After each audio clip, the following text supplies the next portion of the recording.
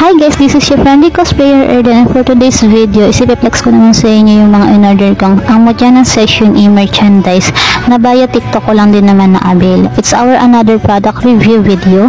Sa mga naaalala ko, dalawa yung in-order ko sa TikTok. Isang random set at yung isa naman na set is ang laman niya dapat is Jerry or Ashbin. Kasi nga, Ashbin bias ako, then also dapat silang pinakamarami. Kaya ito nga, sa set A, ang laman nga niya is puro Jerry or Ashbin. Bale, meron siyang 10 photo cards, 3 bookmarks, 5 photo sticker, isang keychain at isang rep magnet.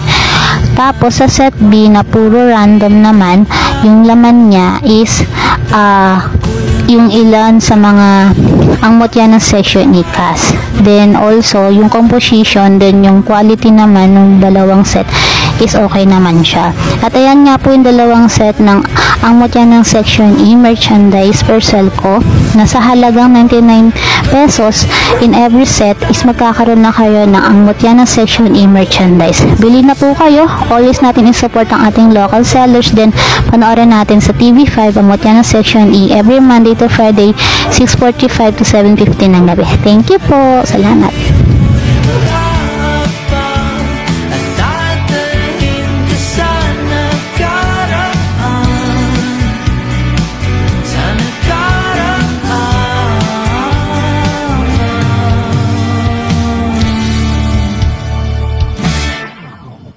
Malayo